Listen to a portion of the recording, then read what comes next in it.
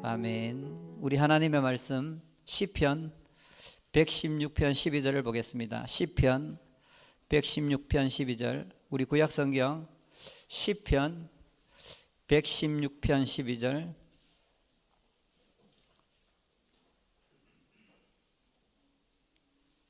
시편 116편 12절.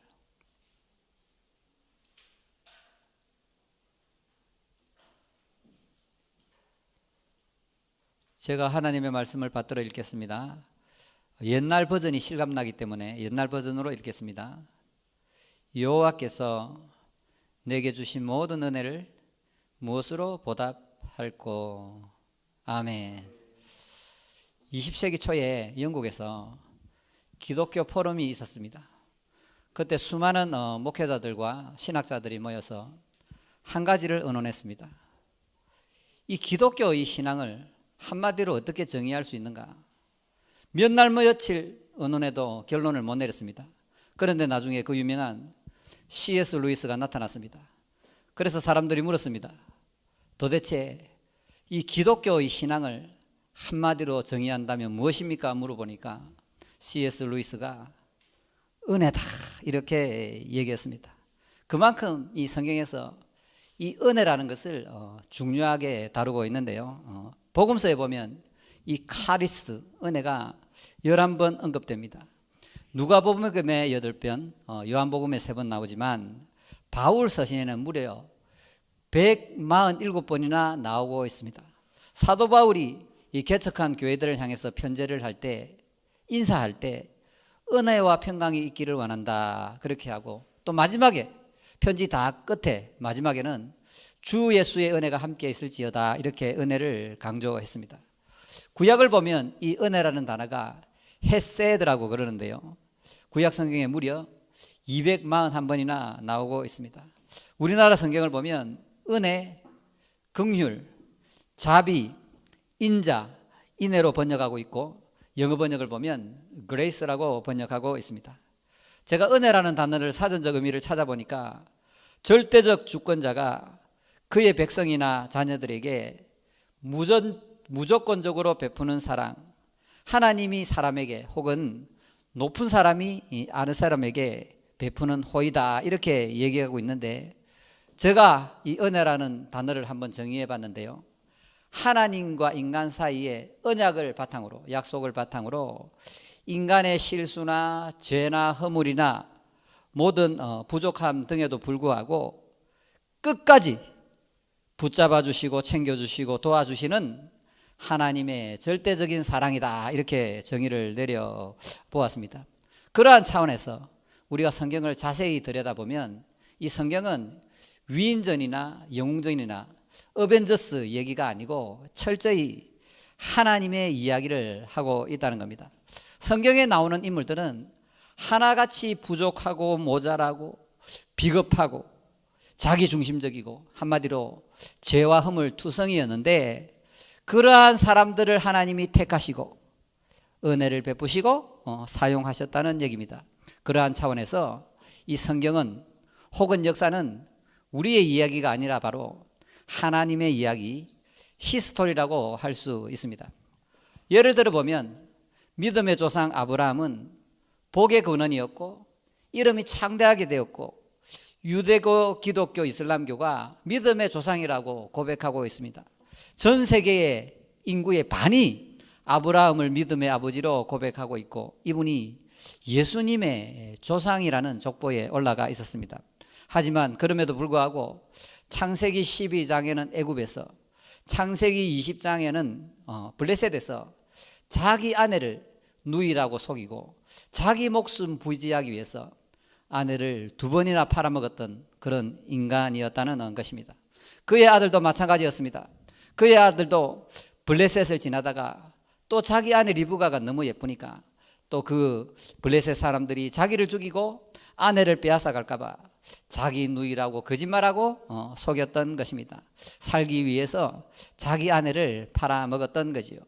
또 마찬가지입니다. 계속해서 이 이삭은 에서를 편애했습니다. 그래서 둘째 아들 야곱에게 큰 상처를 주었는데요, 하나님께서 이삭이 큰 자가 작은 자를 섬긴다고 얘기를 했는데 하나님의 뜻을 무시하고 에서를 너무 좋아했습니다. 왜냐하면 일평생 이삭이 힘센 사람들한테 괴롭힘을 당했기 때문에 자기가 갖지 못했던 힘과 용맹과 무술을 갖고 있었던 에서를 너무나도 좋아했고, 반면에 야곱은 편애를 당했기 때문에 상처를 받았다는 것입니다.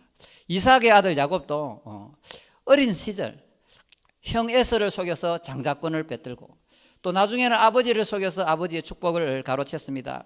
라반을 속이기도 하고 라반에게 속기도 하고 외삼촌하고 그렇게 험악한 세월을 같이 살았고, 자기 중심, 자기 사랑, 자기 집착의 이 대명사 끝판왕이 바로 야곱 아니겠습니까? 여인들도 예외가 아니었습니다. 옛말에 부창부수다 그러는데요. 자, 사라는 절세 미녀였습니다. 나이 65세가 넘었는데도 불구하고 성형수술도 없었는데 애굽의 바로 왕이 홀딱 반할 정도로 얼마나 이뻤겠습니까? 사라는 아브라함에게도 은혜를 입었고 여호와 하나님께 특별한 은혜를 입었음에도 불구하고 은혜를 베풀지 않았습니다. 하갈과 이스마엘을 그렇게 사랑으로 안고 살아가지 못했기 때문에 하갈과 이스마엘이 추방되는 일이 있었던 것입니다. 이삭의 아내 리브가도 마찬가지였습니다. 리브가도 야곱을 굉장히 편애했고 남편을 속였습니다.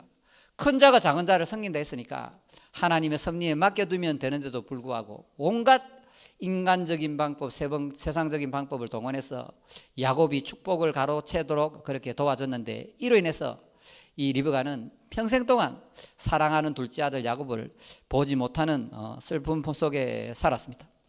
야곱의 아내 레알과 라헬도 마찬가지였습니다. 이분들은 여인천하의 끝판왕이었습니다. 서로 남편의 사랑을 차지하기 위해서 질투의 화신이 되어서 그렇게 싸웠는데, 남편의 사랑을 독차지하게 하기 위해서 자기의 이 하녀들도 남편에게 드리면서 아들 많이 놓으려고 그렇게 했던 겁니다.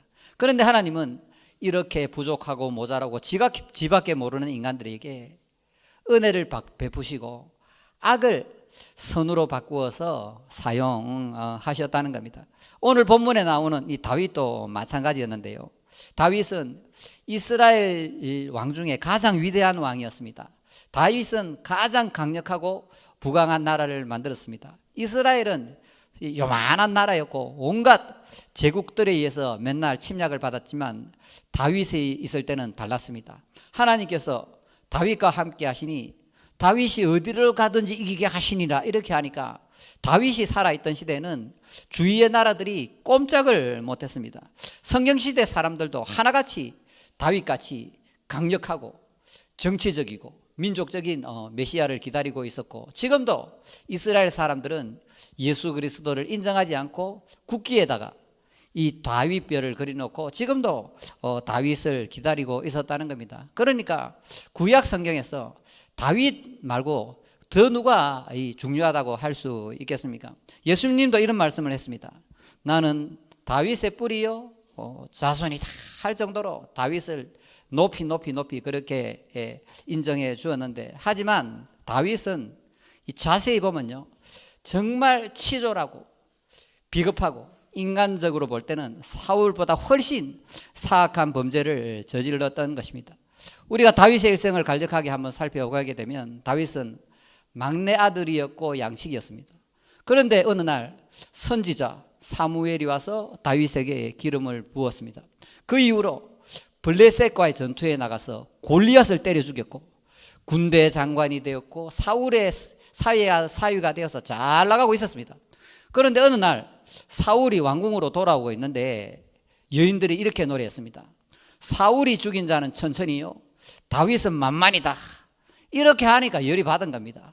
그러니까 부교역자가 나와서 담임 목사보다 설교를 잘하게 되니까 이게 이제 난리법석이 난 거지요. 그 이후로 이 사울이 시기하고 질투하고 모함해서 다윗을 죽이려고 경상남북도만한 이 좁은 나라를 이잡듯이 그렇게 뒤지고 다녔는데, 이 다윗은 사울을 피해서 수도 없는 죽을 고비를 넘겼고 수치와 멸시와 천대 속에 그렇게 살았습니다. 심지어는 원수의 나라 북한 블레셋까지 넘어가서 살려고 발버둥 치고 있었는데 다윗을 알아보게 되니까 살아남으려고 침을 질질 흘리면서 문짝을 긁으면서 그렇게 미치갱이 행사를 해서 겨우 살아남았습니다. 도망을 다니면요, 이 건강이 악화되고 도망이 다니면요 배고픕니다. 잠도 제대로 못 잡니다. 도망을 오래 다니면요 트라우마가 생기게 된다는 거지요. 그러니까 다윗은 자라보고 놀란 가슴 소뚜껑 보고 놀란다고, 군사들만 지나가도 혹시 자기를 잡으러 왔을까라는 정신적인 트라우마에 시달렸는데 다윗이 시편에 이렇게 얘기합니다. 진액이 마르나이다. 여러분 살아오시면서 진액이 마를 정도로 절치불심하면서 그런 고통을 당해 보셨습니까? 뿐만 아니라 이 다윗이 굉장히 힘들고 가장 힘들었던 이유는 뭐냐면 하나님의 침묵이었습니다. 사울이 자기를 죽이려고 10수년 동안 그렇게 잡으러 다닐 때 다윗이 사울을 피해 도망 다니면서 여호와 하나님께 도와달라고 그렇게 많은 기도를 올리고 부르짖었는데도 불구하고 하나님은 침묵하고 계셨습니다. 그래서 다윗이 너무 힘들어서 엘리 엘리 라마 사막다니, 나의 하나님 어찌 나를 버리시나이까. 이 다윗의 시편을 보면요 주로 나오는 말이 어찌하여, why me, 왜 내한테만 그러냐고, 어느 때까지이니까. 다윗이 사울을 피해 도망다니면서 어찌하여, why me, 하나님 나에게는 왜 이토록 잔인하십니까? 어느 때에 끝나니까 이렇게 부르짖는 장면을 너무나도 많이 볼 수 있는데요. 시편이 150편이지만 그중에 다윗이 적은 것이 반이나 되는데, 다윗이 적은 반에 되는 그 시편 중에 70몇 편 중에 그 시편 중에 탄원시, 고통 중에 하나님께 부르짖는 다윗의 노래가 가장 많이 나온다는 것입니다.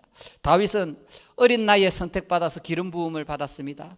그리고 철저한 훈련, 연단을 통해서 왕위에까지 올랐는데, 그럼에도 불구하고 안전해지고 평안해지고 잘 나가게 되니까 엉뚱한 짓을 저지르는 겁니다. 그 뿌리를 보면요, 이 다윗 속의 교만과 다윗 속의 탐욕을 인해서 다윗은 큰 죄를 범하게 됩니다. 다윗은 충신 우리야의 아내를 불러다가 간음을 하고, 또 그것을 우리야가 알게 될까봐 충신 우리야를 맨 전쟁터 앞자리에 가게 해서 살인교사를 해서 죽였던 겁니다.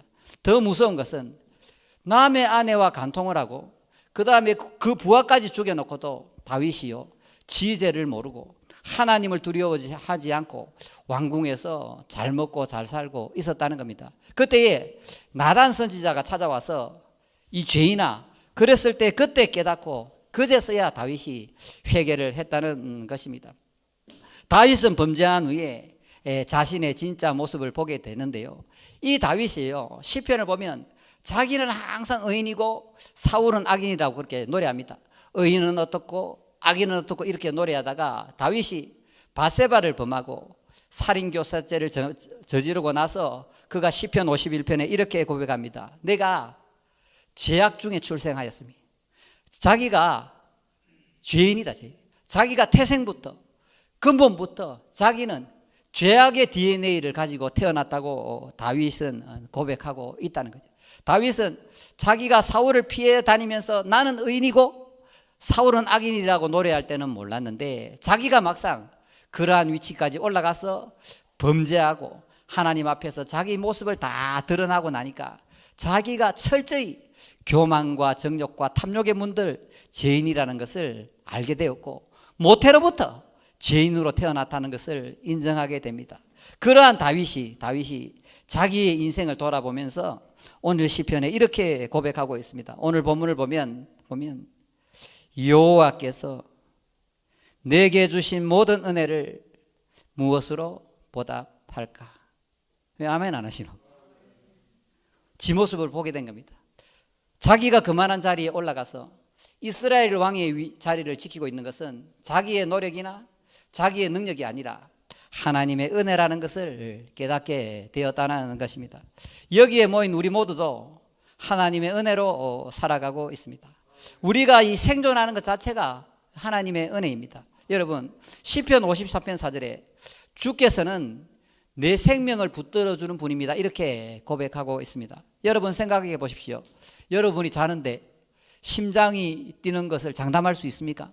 여러분이 아무리 돈을 많이 벌고 좋은 차를 타고 좋은 집에 살고 그렇게 하더라도 지구가 돌다가요 0.1초만 서면 우리 다 죽습니다.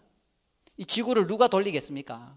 여러분, 우리가 아무리 많은 것을 가지고 있다 해도 태양빛이 비춰주지 않으면, 지구의 산소가 끊기면 우리는 생생활할 수 없다는 것을 알아야 됩니다. 그러므로 우리가 숨쉬는 것 자체가 은혜고, 심장이 뛰는 것이 은혜고, 우리가 건강하게 다니는 이 자체가 하나님의 은혜인 줄 믿습니다.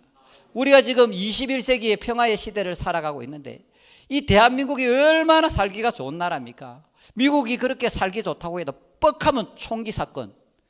저는 대한민국에 사는 게 너무 행복하고 정말 다행스러워요. 대한민국은 자유가 있는 나라고요.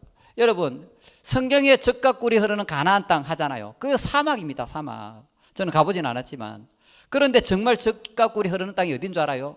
삼천리 금국수강산, 제주도부터 백두산까지 우리나라가요 얼마나 아름답고 산이 많고 좋은 줄 여러분 아십니까? 저는 이것을 언제 깨달았냐면, 총신대 다닐 때요, 우리가 여기 차를 타고 이렇게 올라가요. 올라가다 보면 문경세제 있거든요. 문경세제 그때 눈 오는데 지나가 봐요. 정말 아름답습니다. 삼천리 금수강산, 젖과 꿀이 흐르는 땅이 바로 이 한반도입니다. 한반도. 우리나라가 지금 IT 산업이 너무나도 세계 1, 2위를 다투고 있었기 때문에 있지요. 제가 솔직히 이 정부가, 정부 얘기를 하는 건 아니지만, 이 정부가 코로나 대응을 너무 잘해요. 이 잘하는 이유가 있어요. 왜냐하면 우리나라는 옛날에 이 장기려 박사, 박정희 대통령이 있을 때부터 이 의료보험이 잘 돼 있어요. 의료보험이 잘 돼 있고, 또 우리나라가 IT 기술이 발달되니까 환자 나타나면 문자 바로바로 오지요. 예, 그런 것이 잘 돼 있으니까 우리가 코로나 방역에 승리하는 거예요. 물론 지금 정부에 있는 분들이 매우 노력하고 잘하고 있습니다만, 잘하고 있습니다. 또 우리나라가 문화 강국입니다. 또 뭐 BTS 뭔가 하나 나왔는데 또 난리법석이 또 나고, 또 미나리 뭐 터지고 뭐 이래서 하잖아요. 이런 나라가 잘 없습니다. 우리나라는 종교의 자유가 있습니다. 여러분, 저기 북한에서 오신 분도 있고, 중국 이슬람권에 한번 태어나 보십시오. 여러분, 어떻게 살아갈 수 있겠습니까? 또한 여러분, 이 가정이 있다는 거요, 이게 은혜입니다. 예미기는 남편이 있습니까? 일로 보고 얘기하지. 말 안 듣는 자식이 있습니까? 없는 것보다는 있는 게 나아요. 은혜입니다. 은혜. 그렇지 않습니까, 여러분? 자, 그리고 우리가요, 이 직장에 다니는 거 있잖아요. 은혜입니다. 여러분이 그냥 노력이나 능력이나 재능이 있어서 다니는 게 아니고, 하나님께서 그 직장에서 열심히 봉사하라고 은혜로 그 직장을 주셨다는 것을 믿으시기를 바랍니다. 특별히 우리는 하나님으로부터 특별한 은혜, 은총을 받았다는 것입니다. 우리는 과거에 죄인이었는데 지금 의인이 되었습니다. 마귀의 종이었는데 이제 하나님의 자녀입니다. 뭐냐? 예수님의 공로로 값없이 은혜로 그 선물이 주어진 줄 믿습니다. 현재는 하나님이 우리와 동행합니다. 하나님이 내 안에 지금 살고 계십니다. 하나님이 나와 동행하고 교제하고 보호하고 인도해 주시고, 진리의 말씀을 또 가르쳐 주시고, 또 내가 어렵고 힘들고 괴로운 상황에 놓였을 때는 응원해 주시고, 도와주시고, 챙겨 주시고, 내가 도저히 헤쳐나갈 수 없는 그런 한계 상황을 만났을 때는 하늘로부터 놀라운 손길을 펼쳐서 나의 환경을 만지시고 내 마음에 믿음을 주셔서 이기게 하시고, 그 모든 것이요 하나님의 은혜입니다. 뿐만 아니라 미래에 되면요, 우리가 다음 세상에 가면요, 영원한 생명, 영원한 기쁨, 영원한 행복을 누릴 수 있는 영생복락의 세계가 처소로 예비되어 있습니다. 은혜입니다. 특별히 우리가 지금 이 교회에 다니는 것이 놀라운 은혜, Amazing Grace인데요, 이 하나님은 교회를 통해서 은혜를 베풀어 주십니다. 이 교회는 칼빈이 말한 대로 어머니인데요, 하나님은 이 교회를 통해서 크게 세 가지로 여러분에게 은혜를 베풀어 주시는데, 첫 번째는 하나님은 이 교회를 통해서 말씀을 여러분에게 전합니다. 이 교회라는 뜻이 뭐냐면 가르칠 교자와 모일 회자를 씁니다. 말씀을 가르치고 배우는 회중이라는 뜻이 교회입니다. 그러니까 여기서는 하나님의 말씀, 생명의 말씀을 먹이는 곳인데요, 제가 얼마 전에 고양이 3마리를 입양했는데 얘들이 엄마가 없어갖고 좀 못 먹고 몸이 약해요. 그래서 얘들은 못 먹으면 곧 죽는 애들이에요. 그래갖고 저하고 아내하고 우리 아이하고 어떻게든 먹이려고 죽기 살기로 먹어야 산다 해서 이 고양이 입에다가 계속 먹어요. 3시간 만에 계속 잠도 안 자고 3시간 불침범 써가면서 먹이는 거예요. 요즘 살이 올랐거든요. 제가 그것을 보면서 깨달았어요. 아, 하나님 아버지의 마음이 이렇구나. 하나님 아버지께서 교회를 통해서 말씀을 먹이기를 원하구나. 믿습니까? 하나님이 말씀을 계속 먹여서 우리가 이 땅에서 멸망하지 않고 구원의 도상에서 똑바로 올 수 있도록 계속해서 말씀을 공부하고 계시구나. 하나님이 이 말씀을 먹어야 된다. 이것을 먹지 못하면 너희들이 죽는다. 파멸의 길로 간다. 그런 애타는 마음으로 우리에게 말씀을 먹이고 있다는 것을 깨달았다는 것입니다. 두 번째로 이 교회는 기도하는 곳입니다. 예수님 말씀하시기를 여기는 만민이 기도하는 집이라고 말씀했는데, 여러분은 교회에 오셔서 간절하게 하나님을 찾고 하나님을 부르고 하나님과 교제하는 시간을 가지시길 원합니다. 하나님과 깊이 은혜를 맺으면서 하나님의 주시는 은혜를 풍성하게 누리면서 가정으로, 직장으로, 세상으로 돌아가서 그 은혜의 힘으로 살아낼 수 있다는 겁니다. 세 번째로는 이 교회를 통해서 하나님은 성례, 세례와 성찬을 통해서 여러분에게 은혜를 베풀어 주신다는 겁니다. 그리고 특별히 우리가 은혜라고 말할 수 있는 건 아까 찬양을 했는데요. 무슨 얘기냐면 우리가 하나님의 자녀로 이 땅을 살아가면서 복음을 전할 수 있는 이것이요, 놀라운 은혜입니다. 왜냐?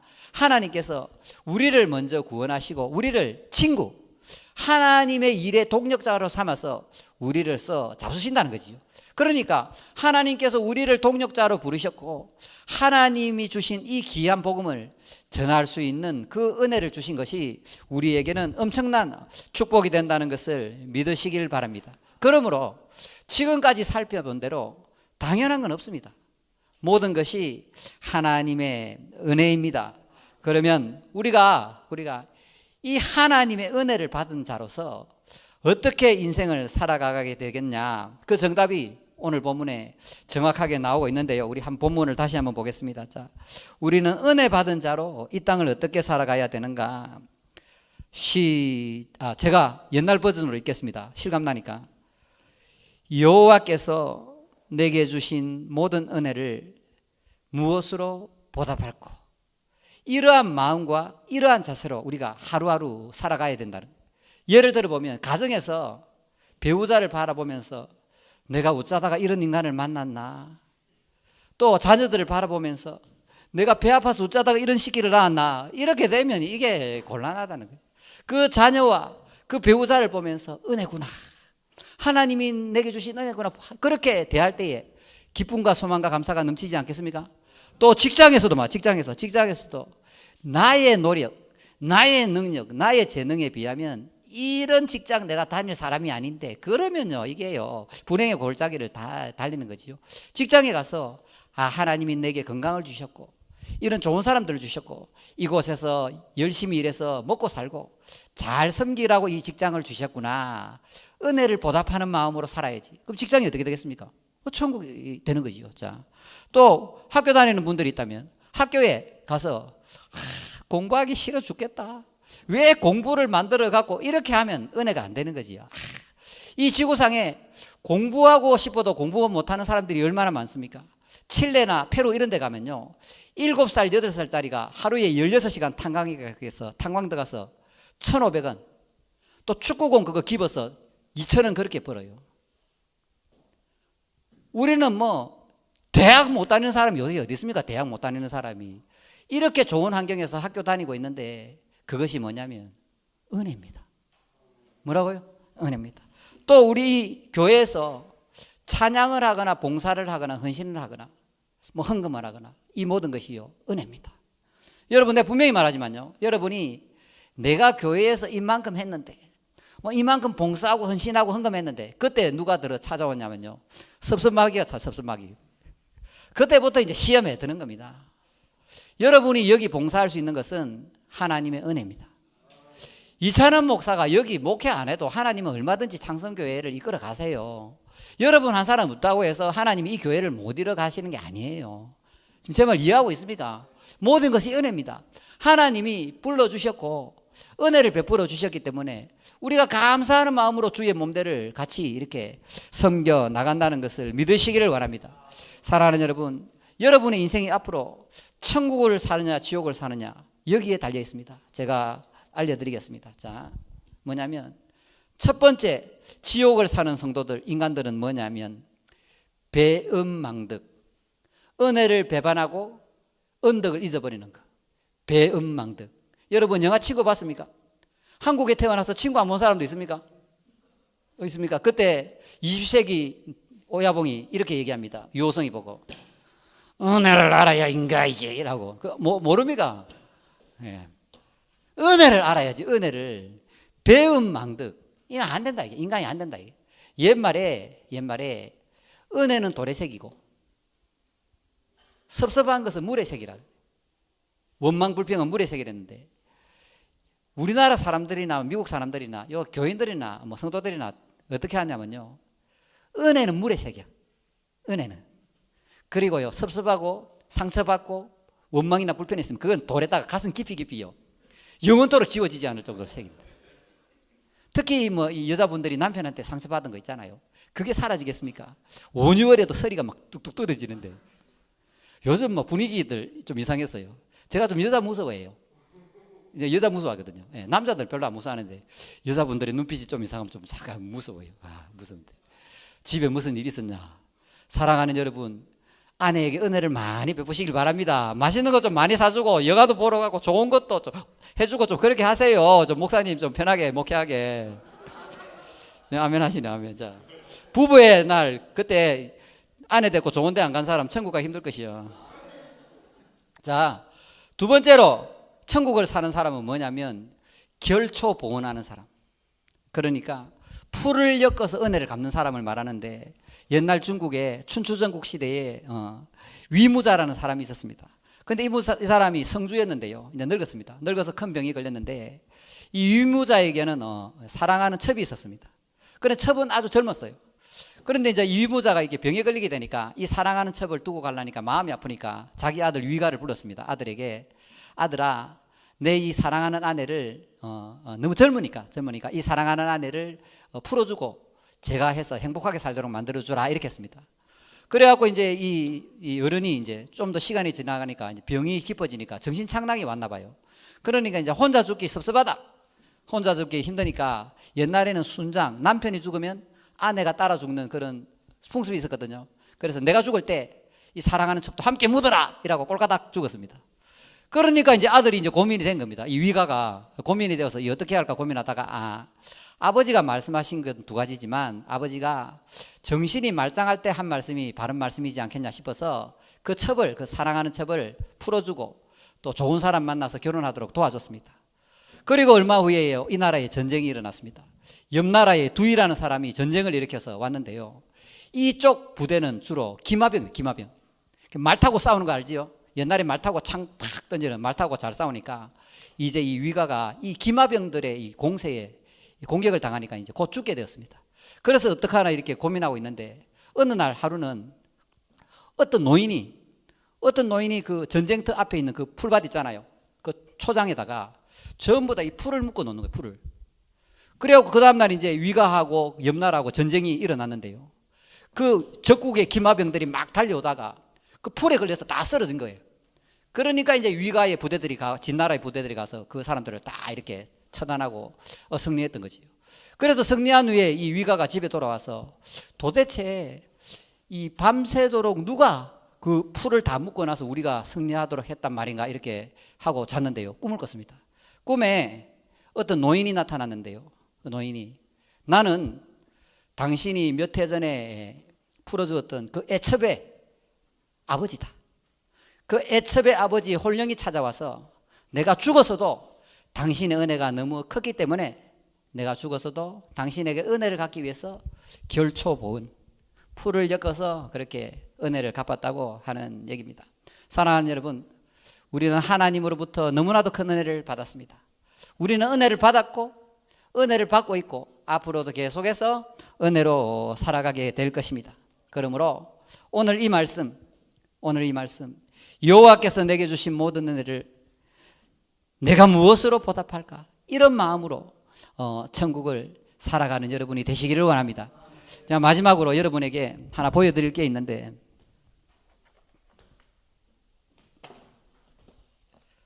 이게 뭐냐면 모세의 십계명은 아니고 이게요 우리 은사 감림산 기도원 원장님의 선물입니다.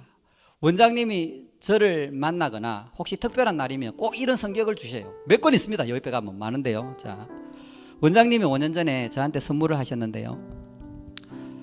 선물을 베푸셨는데요. 여기 이렇게 되어 있습니다.